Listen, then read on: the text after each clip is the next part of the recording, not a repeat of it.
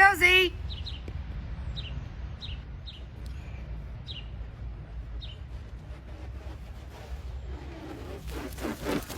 Hello.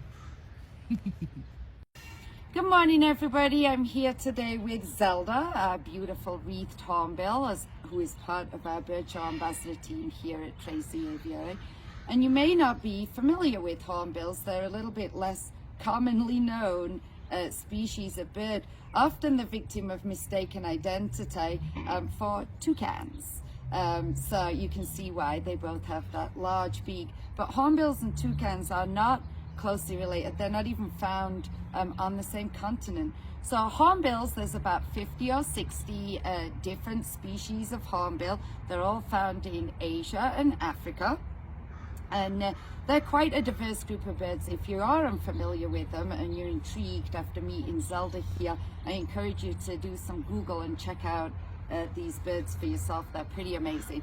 They are quite diverse. They'll range in size from the smallest hornbills, weigh just about 100 grams, to the big hornbills, which of course are the ground hornbills found in Africa, the northern and southern ground hornbills that we do have here at Tracy Aviary.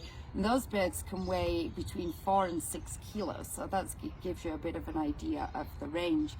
Now, hornbills, of course, get their name from the horn on their bill, or more accurately called their casque. You can see Zelda's right here. She's a wreathed hornbill, and you can see where she gets that name, wreathed hornbill. Her casque looks like wreaths around her beak. And those wreaths develop actually as the hornbill ages. So when I started working with Zelda, when she was about 16 months old, that casque was pretty smooth. And now you can see it's got all these wreaths that'll continue to develop as she ages. Now, some hornbill species, all hornbill species have that casque as part of their beak. In some, it's hardly noticeable. It just serves to reinforce their beak. But in some, it's quite an elaborate attribute. So again, I encourage you to check out some pictures of them and look at the different casques that they have.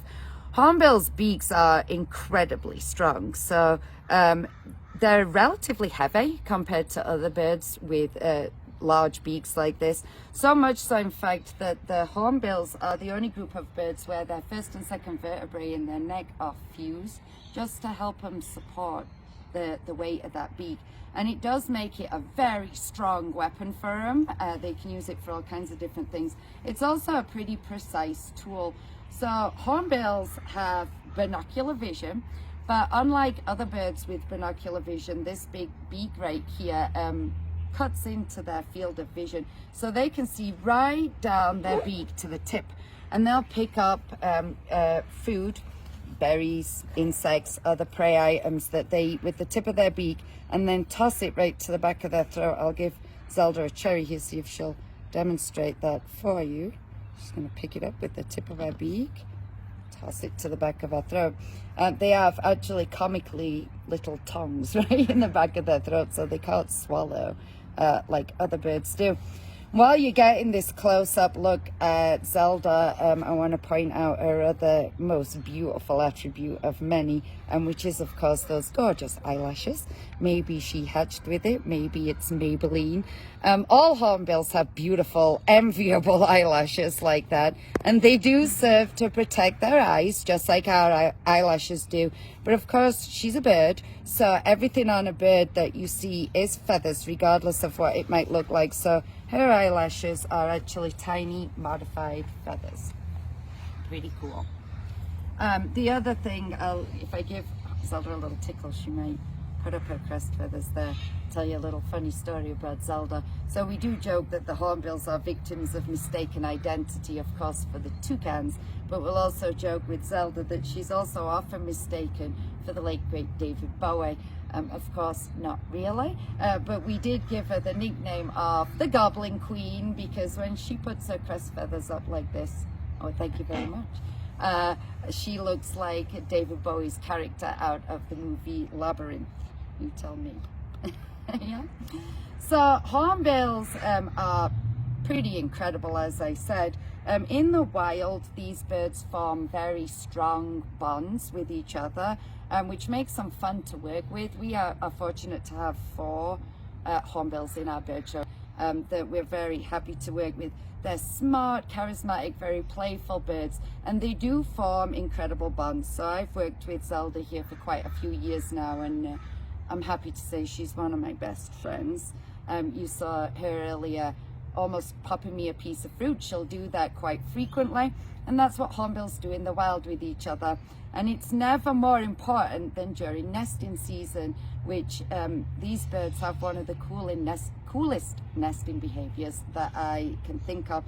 So hornbills are all cavity nesters, and in case of arboreal hornbills like Zelda, the wreathed hornbill here, they go one step further than just a cavity. So the females will actually go into the cavity and wall themselves in there using mud and fruit pulp while they are laying their eggs and incubating and then having their chicks. And you probably wonder, well, my goodness, how does she eat for all that time? And here's where those strong pair bonds come in. So they leave a tiny little hole in this wall, and the male hornbill will come back every single day and take care of his mate, feeding her through this little hole, and then ultimately feeding the chicks as well as they develop until everybody's a little too crushed in there and they have to bust out. But I think it just demonstrates just the incredible trust and dependability and bond that these birds have in the wild. If you can imagine being walled in somewhere and dependent on your mate to come back and feed you. And that's what these guys do. Now, one of my favorite things about wreathed hornbills and Zelda here that I'd like to share with you is that these birds are sexually dimorphic. So what that means is the males and females look completely different. Zelda here is a female wreathed hornbill. So she has the all black plumage, that beautiful white tail, and then her gorgeous blue throat pouch. And male wreathed hornbills look entirely different. So their throat pouch right here is yellow on a male wreathed hornbill. They have a white bib down their chest, and they have a white head with a rusty brown crown. They're quite striking looking birds. But here's the fun part. When I started working with Zelda back when she was 16 months old, she looked exactly like a male wreathed hornbill. Yellow throat pouch, white head, rusty top, white bib, and all. And then over the course of starting at about 18 months of age, female wreathed hornbills will start to change as they molt into their female coloration. So I watched Zelda go through all kinds of changes where she had a tie-dye throat pouch, all yellow and green and blue as it changed to blue, and at one point a zebra striped chest, and it was fun to watch her change and grow into the female hornbill that she is right now. And you might wonder, why on earth would female wreathed hornbills look like males when they're young? Well, male wreathed hornbills are incredibly tough birds. They are a force to be reckoned with out in the montane forests of Southeast Asia, which where these birds are found.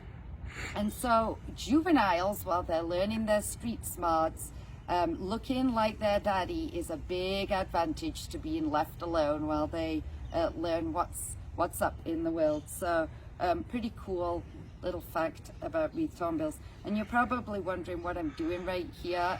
We don't actually, people ask us all the time if they can touch our birds here at the aviary, and we always say no, because that of course is up to the bird, and most birds don't really like to be touched.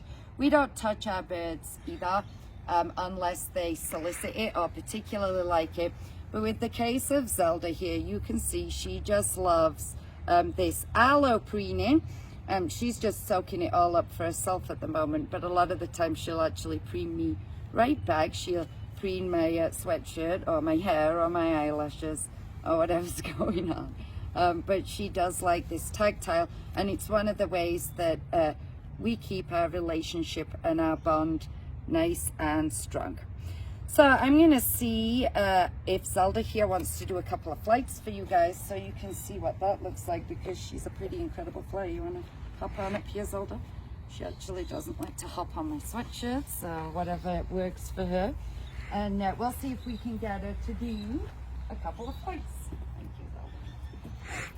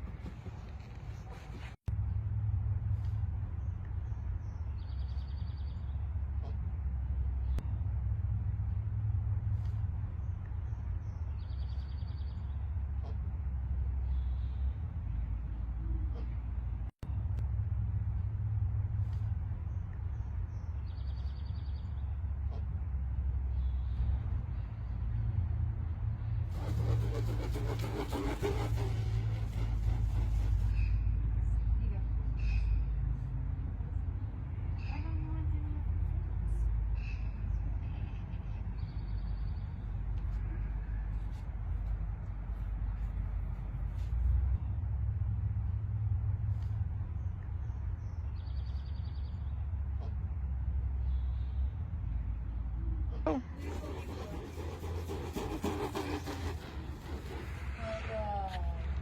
Well done.